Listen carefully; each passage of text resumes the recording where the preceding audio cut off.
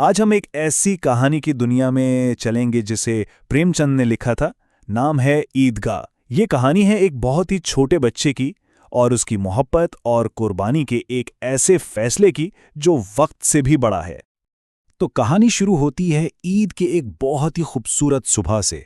हर तरफ एक अलग ही रौनक है, एक अलग ही खुशी है। दरख्त ज्यादा हरे भरे लग रहे हैं, खेतों में त्योहार का समा है और आसमान पर भी एक हल्की गुलाबी चमक है। खास तौर पर बच्चों के लिए तो जैसे खुशियों का खजाना ही मिल गया हो। गांव के सभी बच्चे बहुत खुश हैं। उनकी जेबें पैसों से खनक रही हैं और वो खिलौनों और मिठाइयों के ख्वाब देख रहे हैं। लेकिन इन सब के बीच एक बच्चा है जो इनसे बिल्कुल अलग है। हमारा मरकजी किरदार 4 साल का हामिद, एक यतीम बच्चा जिसके कपड़े पुराने हैं और पैरों में जूते तक नहीं। हामिद के पास कुल जमा पूंजी जो है वो है सिर्फ ये 3 पैसे। ये उसकी बूढ़ी दादी अमीना ने उसे दिए हैं। यही इसका ईद का सारा बजट है, इसका पूरा खजाना। तो अब मेले का सफर शुरू होता है। गांव से 3 कोस दूर पैदल का रास्ता। लेकिन इन बच्चों के लिए ये कोई आम रास्ता नहीं, ये तो एक एडवेंचर है। वो सब जोश और तवानाई से भरपूर एक दूसरे से आगे भागे जा रहे हैं। और रास्ते में उनकी बातें सुनिए जरा।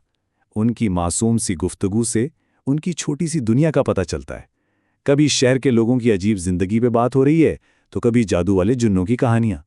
पुलिस वालों की ईमानदारी पर भी सवाल उठाए जा रहे हैं। और फिर वो पहुंच जाते हैं मेले में।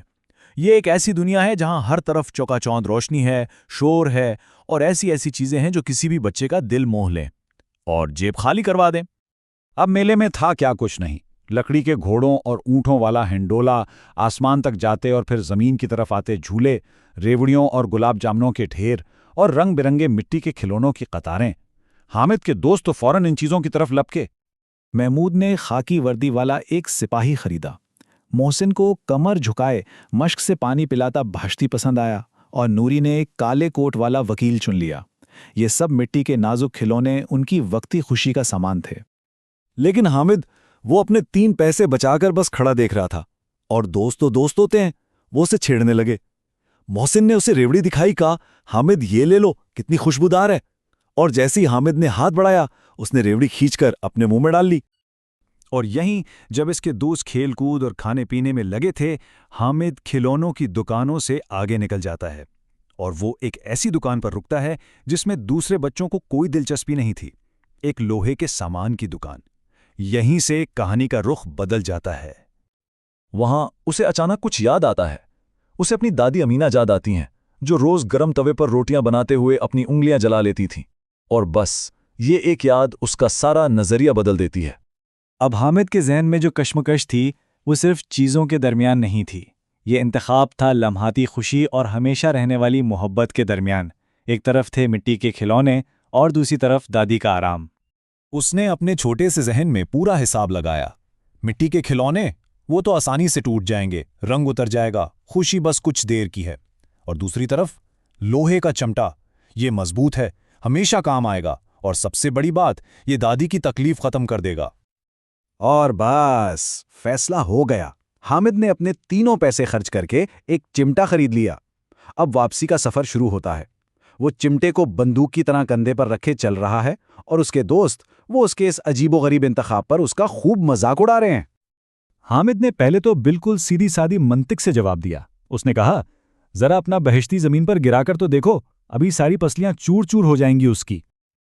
लेकिन फिर इसके अंदर का बच्चा जाग उठा।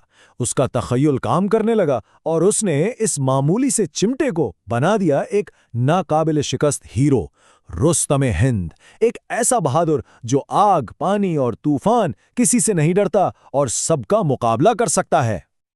और देखिए, हुआ भी वही जो हामिद ने कहा था। घर पहुंचते पहुंचते किसी का खिलौना सलामत न रहा। मोहसिन का बहिश्ती हाथ से छूटकर टूट गया, नूरी का वकील ताक से गिरा और टुकड़े टुकड़े हो गया, और महमूद के सिपाही की टांग ही टूट गई। अब कहानी अपने सबसे जज्बाती मोड़ पर आती है। हामिद घर पहुंचता है और अपना अनोखा तोहफा अपनी दादी अमीना के सामने पेश करता है। अमीना का पहला रद्द अमल गुस्से और मायूसी से भरा था।